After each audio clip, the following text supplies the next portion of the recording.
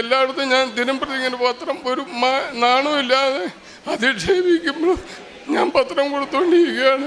പത്രം ഞാൻ എല്ലാവർക്കും ഇങ്ങനെ ദിനംപ്രതി പത്രം എല്ലാവർക്കും ഞാൻ കൊടുക്കും. എന്നെ അധിക്ഷേപിക്കും, കളിയാക്കും. എനിക്കൊരു നാളും ഉണ്ടായിട്ടില്ല. എൻ്റെ പേര് അദീന. ഞങ്ങൾ എറണാകുളം ജില്ലയിൽ കോതമംഗലത്ത് നിന്ന് വരുന്നു. ഇതെൻ്റെ പപ്പയുടെ പേര് സണ്ണി. പപ്പയാണ് ഉടമ്പടി എടുത്തത്. ഏപ്രിൽ 4 തീയതി 2023 ഉടമ്പടി എടുത്തത്. ഞങ്ങളുടെ മമ്മിക്ക് ഒരു ബ്രസ്റ്റിൽ ഒരു ലംബ് പോലെ ഇങ്ങനെ വന്നിട്ടുണ്ടായിരുന്നു. അപ്പോൾ നമ്മൾ ഹോസ്പിറ്റലിൽ ചെന്ന് കഴിഞ്ഞ് അത് എന്താണെന്ന് കറക്റ്റായിട്ട് അറിയാൻ വേണ്ടി ബയോപ്സി എടുക്കാൻ വേണ്ടി ഡോക്ടർ പറഞ്ഞായിരുന്നു. അപ്പോൾ എറണാകുളം ലിസി ഹോസ്പിറ്റലിലാണ് പോയിട്ടുണ്ടായിരുന്നത്. അപ്പോൾ അവിടെ ചെന്ന് കഴിഞ്ഞപ്പോൾ അവർ ബയോപ്സി എടുത്തു, അത് അയച്ചു. 2 ആഴ്ച കഴിഞ്ഞപ്പോഴത്തേക്കും റിപ്പോർട്ട് വന്നു. ആ സമയത്താണ് പപ്പ ഇവിടെ വന്ന് ഉടമ്പടി എടുക്കണത്. അപ്പോൾ റിസൾട്ട് വന്നു കഴിഞ്ഞപ്പോൾ കുഴപ്പമൊന്നും ഉണ്ടായിരുന്നില്ല, നെഗറ്റീവായിരുന്നു റിസൾട്ട്. അത് കഴിഞ്ഞ് ഞങ്ങൾ തിരിച്ച് വീട്ടിലോട്ട് പോന്നു. അപ്പോൾ ആ ബയോപ്സി എടുത്ത ആ ഒരു സ്ഥലത്ത് ഭയങ്കരമായിട്ട് അത് പഴുക്കാൻ തുടങ്ങി, പസ് വരാൻ തുടങ്ങി. അങ്ങനെ ആ ഒരു ചെറിയൊരു ഇതായിരുന്നു. അത് പിന്നെ ഭയങ്കരമായിട്ട് കോംപ്ലിക്കേഷനിലേക്ക് പോയി. അത് കഴിഞ്ഞ് അത് ഭയങ്കരമായിട്ട് വേദനയായി, ഭയങ്കര റെഡ് കളറിലൊക്കെ വന്ന് ഭയങ്കരമായിട്ട് പസ്സൊക്കെ വരാൻ തുടങ്ങിയപ്പോഴേക്കും നമ്മൾ അവിടെ നിന്ന് ട്രീറ്റ്മെൻറ്റ് മാറ്റിയിട്ട് കോതമംഗലം ബെസോലസ് ഹോസ്പിറ്റലിൽ പോയിട്ടുണ്ടായിരുന്നു. അവിടെ ചെന്ന് കഴിഞ്ഞ് ഡോക്ടർ ഒരു പ്രാവശ്യം നമ്മൾ സർജറി ചെയ്ത് ആ ഡീബ്രൈഡ്മെൻറ്റ് ചെയ്തിട്ടുണ്ടായിരുന്നു ആ കുറച്ച് സ്ഥലം. അത് കഴിഞ്ഞ് വീണ്ടും ഇതുപോലെ മമ്മിക്ക് ഷുഗറിൻ്റെ അസുഖമുള്ളതുകൊണ്ട് ഹീലിംഗ് കുറച്ച് പാടായിരുന്നു. അപ്പോൾ അത് കഴിഞ്ഞ് നമ്മൾ വീണ്ടും ഒന്നോടെയും ചെയ്തു കഴിഞ്ഞപ്പോഴും ഹീലിംഗ് കുറച്ച് പാടായിരുന്നു. പക്ഷേ നമ്മളിങ്ങനെ കണ്ടിന്യൂസ് ആയിട്ട് എൻ്റെ അപ്പ ഉടമ്പടി എടുത്ത് നമ്മൾ കുടുംബത്തിലെല്ലാവരും കൂടെ ഒരുമിച്ചിരുന്നൊക്കെയായിരുന്നു പ്രാർത്ഥിച്ചുകൊണ്ടിരുന്നത്. അങ്ങനെ അതിൻ്റെ ഫലമായിട്ട് മമ്മിക്ക് പൂർണ്ണമായിട്ട് സൗഖ്യം കിട്ടി. അങ്ങനെ ഇതുവരെയായിട്ട് മമ്മിക്ക് പിന്നെ കുഴപ്പമൊന്നും വന്നിട്ടില്ല. പൂർണ്ണമായിട്ട് ആ ഒരു മുറിവിൽ നിന്നും പൂർണ്ണമായിട്ട് മമ്മിക്ക് സൗഖ്യം കിട്ടി. പിന്നെ രണ്ടാമത്തെ സാക്ഷ്യം എന്ന് പറഞ്ഞു കഴിഞ്ഞാൽ എൻ്റെ കുഞ്ഞേച്ചി കല്യാണം കഴിഞ്ഞ് ന്യൂസിലൻഡിലായിരുന്നു. അപ്പോൾ കുഞ്ഞേച്ചിക്ക് PR കിട്ടാനായിട്ട് കുറച്ച് പാടായിരുന്നു. അപ്പോൾ നമ്മൾ ഈ ഉടമ്പടി നിയോഗത്തിൽ രണ്ടാമത്തെ നിയോഗമായിട്ട് ഈ PRൻ്റെ നിയോഗം സമർപ്പിച്ചിട്ടുണ്ടായിരുന്നു. അങ്ങനെ അതിൻ്റെ ഫലമായിട്ട് കുഞ്ഞേച്ചിക്ക് PR കിട്ടി. പിന്നെ മൂന്നാമത്തെ നിയോഗം എൻ്റെ അനിയത്തി 3rd ഇയർ BSc നഴ്സിംഗ് പഠിക്കുവാണ്. അപ്പോൾ അവളാണെങ്കിൽ ഭയങ്കര ടെൻഷനുള്ള ആളാണ്. അപ്പോൾ പഠിക്കുന്ന സമയത്താണെങ്കിലും എപ്പോഴും ഭയങ്കര ബുദ്ധിമുട്ടാണെന്ന് പറഞ്ഞ് വീട്ടിൽ വിളിച്ച് ഭയങ്കര കരച്ചിലും ബഹളമൊക്കെ ആയിരുന്നു. എക്സാമിന് പോയപ്പോഴും ഭയങ്കര ടഫാന്നൊക്കെ പറഞ്ഞ് പോയി. അപ്പോൾ നമ്മൾ പറഞ്ഞു പേടിക്കൊന്നും വേണ്ട, പ്രാർത്ഥിക്കുന്നുണ്ട് എന്നൊക്കെ പറഞ്ഞ് നമ്മൾ ധൈര്യമൊക്കെ കൊടുക്കുമായിരുന്നു. എപ്പോഴും കണ്ടിന്യൂസ് ആയിട്ട് പ്രാർത്ഥിക്കുമായിരുന്നു. പിന്നെ അവളാണെങ്കിൽ ക്യാൻഡിൽ ലൈറ്റ് റിക്വസ്റ്റ് പ്രെയർ ഇട്ടിട്ടുണ്ടായിരുന്നു. അപ്പോൾ അതിൻ്റെ ഫലമായിട്ട് അവളുടെ റിസൾട്ട് കഴിഞ്ഞ മാസം വന്നു. അവളെ ഫസ്റ്റ് ക്ലാസ്സോടുകൂടി 3rd ഇയർ പാസ്സായി. പിന്നെ നാലാമത്തെ നിയോഗം എൻ്റെ കല്യാണത്തിൻ്റെ കാര്യമായിരുന്നു.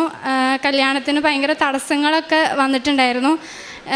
അങ്ങനെ നമ്മൾ ഒരുപാട് പ്രാർത്ഥിച്ച് അങ്ങനെ ദൈവത്തിനിണങ്ങിയ ഒരു പൈതലിനെ എനിക്ക് ഹസ്ബൻഡായിട്ട് തന്നു. നല്ലൊരു കുടുംബത്തെയും തന്നു. എൻ്റെ വീട്ടിൽ ഭയങ്കര അസ്വസ്ഥതയായിരുന്നു. അമ്മയും ഭാര്യയും തമ്മിൽ ഭയങ്കര പ്രശ്നമായിരുന്നു. ഞാനിവിടെ ഉടമ്പടി വെച്ചു. ആ ഉടമ്പടി വെച്ചോളം തന്നെ ഒരാഴ്ച കഴിഞ്ഞപ്പോഴേക്കും അതെല്ലാം മാറിപ്പോയി. അമ്മയും ഭാര്യയായിട്ട് ഭയങ്കര സ്നേഹത്തിലായി, ഭയങ്കര ഒത്തൊരുമിച്ച് ഭയങ്കര സ്നേഹത്തിലാണ് ഞങ്ങളുടെ കുടുംബം പോണത്. നല്ല സ്നേഹത്തിലാണ്. പിന്നെ ഞാൻ 2029/4/2021 മുതലാണ് ഉടമ്പടി എടുത്തത്. പിന്നെ ഞാൻ പത്രം വാങ്ങിച്ച് എല്ലാം ഹോസ്പിറ്റലുകളിൽ കൊടുക്കും, റോഡുകളിൽ കൊണ്ടുവന്ന് പലർക്കായിട്ട് കൊടുക്കും. പലരും അത് നിരസിച്ചിട്ടുണ്ട്. പക്ഷേ ഞാൻ അതൊന്നും കാര്യമാക്കിയില്ല, എല്ലാവർക്കും കൊടുക്കും. അങ്ങനെ പിന്നെ എടപ്പള്ളി പള്ളിയിൽ ഞാൻ ഈ പത്രമായിട്ട് പോയിപ്പോൾ അത് സെക്യൂരിറ്റി എന്നെ കൊണ്ട് കൊടുപ്പിച്ചില്ല, എന്നെ ഇറക്കി വിട്ടു. അന്നേരം ഞാൻ പുറത്തേക്കടെ കൊടുത്തു പത്രം. അങ്ങനെ ഞാൻ ഒത്തിരി അതുപോലെ റെയിൽവേയിൽ പോയി വണ്ടിയിൽ കൊടുത്തു കഴിഞ്ഞപ്പോൾ പോലീസുകാർ എന്നെ കൊണ്ട് കൊടുപ്പിച്ചില്ല. ഞാൻ അവിടെയും കൊടുത്തു.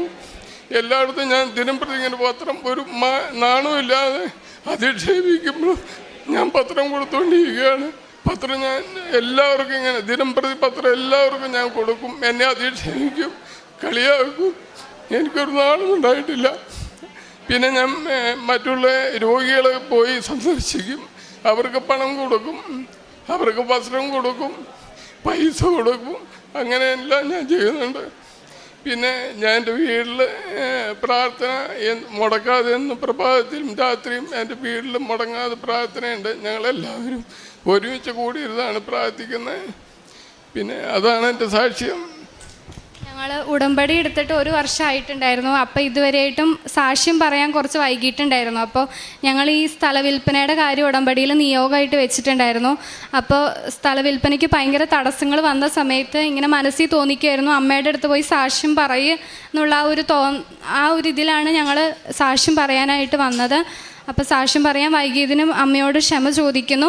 ഇത്രയും അനുഗ്രഹങ്ങൾ തന്നതിന് പരിശുദ്ധ അമ്മ മാതാവിൻ്റെ മധ്യസ്ഥത വഴി യേശുവിന് കോടാനുകോടി നന്ദി പറയാം. പരിശുദ്ധ അമ്മയുടെ മധ്യസഹായത്തിൽ ഇപ്പം ഈ അപ്പച്ചനാണ് ഉടമ്പടി എടുത്തതും ഉടമ്പടിയിലെ കാര്യങ്ങളൊക്കെ കൃത്യമായിട്ട്, ചിലപ്പോൾ അത് സാഹചര്യങ്ങൾ ഒരുപാട് അനുകൂലമായിട്ട് നിൽക്കാത്ത സാഹചര്യത്തിൽ പോലും ഉടമ്പടിയിലെ കാര്യങ്ങളൊക്കെ കൃത്യമായിട്ട് പാലിക്കുവാനായിട്ട് ശ്രമിച്ചു എന്നുള്ളത്. അപ്പം ഈശോ കർത്താവ് ശിഷ്യന്മാരോട് പറയുന്ന, കർത്താവ് യോഹന്നാൻ്റെ സുവിശേഷത്തിൽ 25-15 വാക്യത്തിൽ പറയുന്നുണ്ട്, കർത്താവ് പറയണത്, നിങ്ങൾ എൻ്റെ നാമത്തിൽ പോകുമ്പോൾ നിങ്ങളെ കാത്തിരിക്കുന്നത് സുഗമമുള്ളൊരു പാതയല്ല, നിങ്ങൾ എന്നെ പീഡിപ്പിച്ചാൽ നിങ്ങളെ പീഡിപ്പിക്കും, എൻ്റെ നാമത്തെ പ്രതി നിങ്ങൾ നീതിയും ക്ലേശവും അനുഭവിക്കേണ്ടി വരുമ്പോൾ നിങ്ങൾ സന്തോഷിക്കാൻ, ഇങ്ങനൊരു വാക്ക് പറയുന്നുണ്ട്. അപ്പോൾ ക്രിസ്തു ജീവിതം അല്ലെങ്കിൽ ക്രിസ്തു കൈമാറ്റത്തിൻ്റെ ജീവിതം എപ്പോഴും നമ്മുടെ ഉള്ളിൽ, ഇപ്പോൾ പൗലോസ് അപ്പോസ്തലൻ പറയുന്നത് പോലെ ഒരു അസാധാരണമായ അവാച്യമായ സമാധാനം നിലനിൽക്കുമ്പോഴും സാഹചര്യങ്ങൾ എപ്പോഴും നമുക്ക് ഫേവറബിൾ ആകണമെന്നില്ല.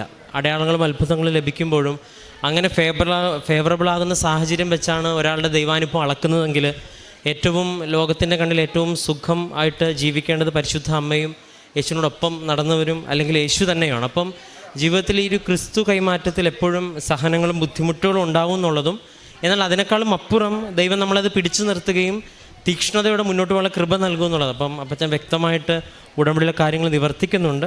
അപ്പം മക്കൾ 3 പേർക്കും ലഭിച്ച അനുഭവങ്ങളാണ്. ഇപ്പോൾ ഈ മകളാണ് സാക്ഷ്യപ്പെടുത്തുന്നത്. അതിലൊരു കാര്യം ഈ മകളുടെ വിവാഹത്തിൻ്റെ കാര്യം ഉണ്ടായിരുന്നു, അതും മകൾ സാക്ഷ്യപ്പെടുത്തുന്നുണ്ട്. മറ്റ് മക്കളുടെ നിയോഗങ്ങളൊക്കെയും ഈ അപ്പച്ചൻ്റെ പ്രാർത്ഥനയിലൂടെ ഉടമ്പടിയിലൂടെ നിവർത്തിച്ചു എന്നുള്ളതും, അത് ജീവിത പങ്കാളിയുടെ കാര്യവും പറയുന്നുണ്ട്. അപ്പം ഒരു വിശ്വസ്തതയിൽ ഉടമ്പടി ജീവിക്കുന്ന ഒരാളുടെ നിയോഗമായിട്ട് മാറുന്നത് തന്നെ വലിയൊരു അനുഗ്രഹമാണ്. അത് അനുഭവത്തിലേക്ക് മാറുമെന്നുള്ള കാര്യത്തിൽ ഉറപ്പുള്ളതുകൊണ്ടാണല്ലോ മകളുമായിട്ട് ഇന്ന് ഈ അൾത്താരയിൽ എത്തുന്നത്. അപ്പം പരിശുദ്ധ അമ്മ ഈ കുടുംബത്തിന് നൽകിയ എല്ലാ അനുഭവങ്ങൾക്കും നമുക്ക് കരങ്ങളടിച്ച് ദൈവത്തിൻ്റെ നാമം മഹത്വപ്പെടുത്താം. അത്യപൂർവ ദൈവാനുഭവങ്ങൾ ഇനി നിങ്ങൾക്കും സ്വന്തം.